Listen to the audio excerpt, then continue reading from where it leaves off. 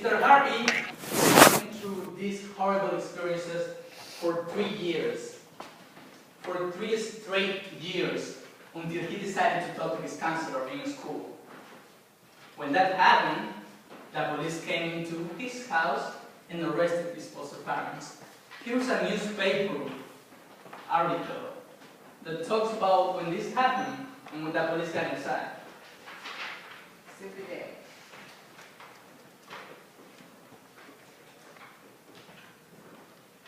Also, something odd that the police found in Mr. Harvey's room was that he had a lot of dollhouses. Dollhouses?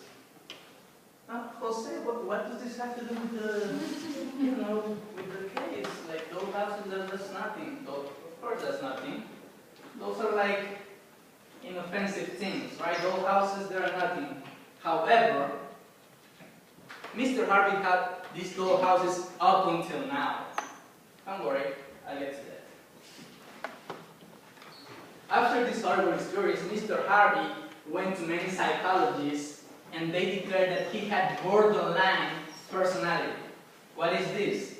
It's a mental illness that includes instability in mood, interpersonal relationships, self-image, and behavior.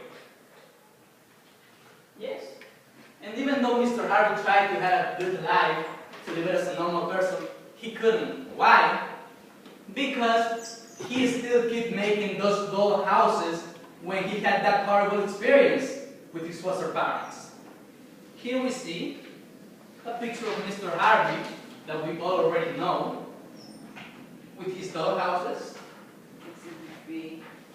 And here are more of his collection of doll houses.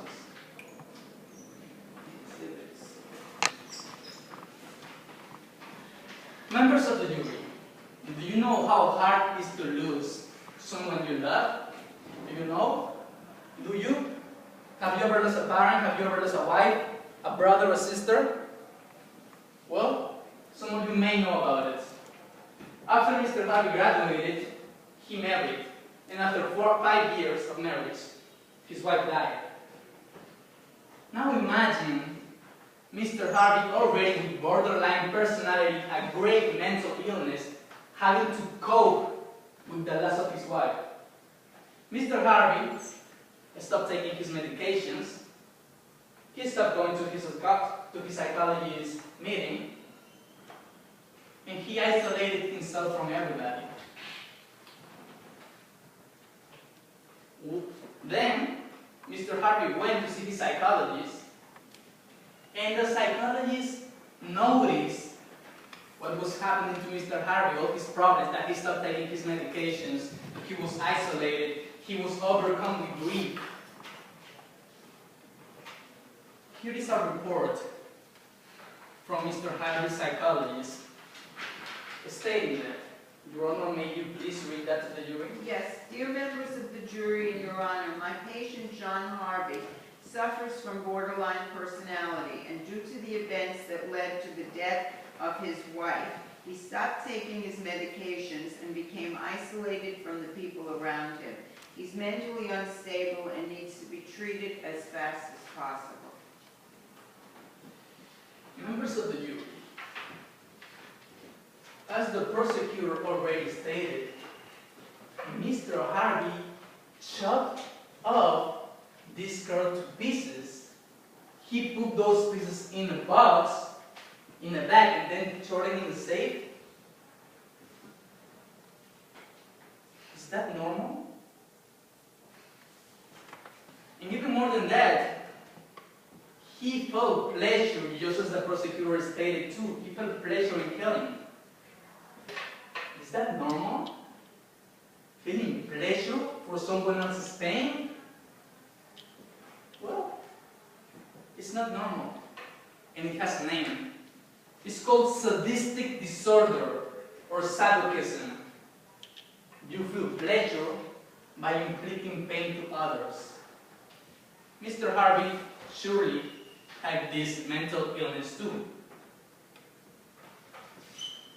It's important to know, like I already stated, that Mr. Harvey did all of these things without knowing what he was doing.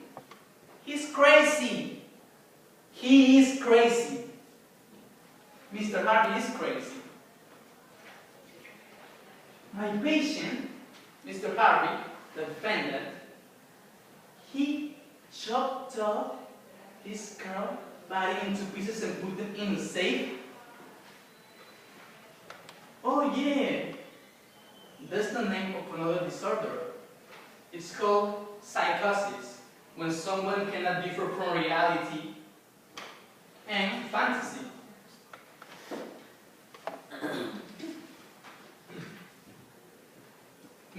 Members of the jury, here I have a confidential psychological report from a professional psychiatrist and psychologist that was involved in this case, with the evaluation of Mr. Harvey. Lawyer Jose Angeles claims that his defendant, John Harvey, suffers from borderline personality disorder and sadistic disorder. Evaluation results. According to repeated tests and exams on Mr. Harvey, results from this evaluation show that John Harvey is mentally insane and needs to be treated as soon as possible. Borderline personality and sadistic disorder are present in the attitude and personality of the patient. Evaluation shows the patient suffers from psychosis, which means he has mental problems and loses sight of reality. The patient shows that he doesn't know what he's doing but feels pleasure from the pain of others. Recommendation: the patient needs to be interred inside a clinic to receive help as soon as possible. His case is serious and requires professional help. And the signature of the doctor is here. Members of the jury, it is clear that Mr. Harvey did kill Susie Salmon. However, you should all know by now that we're not dealing with a regular citizen.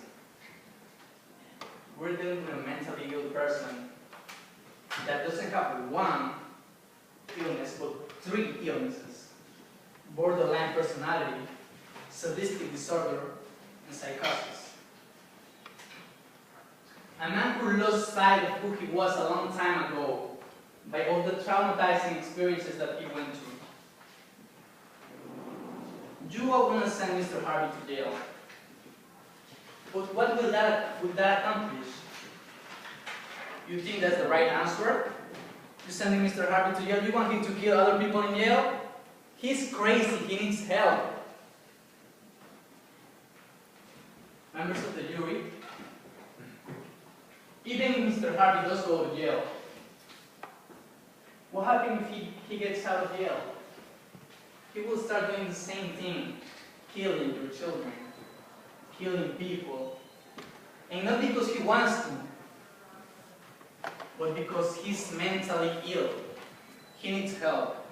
Members of the jury, I really do hope you make the right decision to help Mr. Harvey, because we as citizens of the United States, we should help each other. I do hope you make the right decision. Thank you. Okay, ladies and gentlemen of the jury,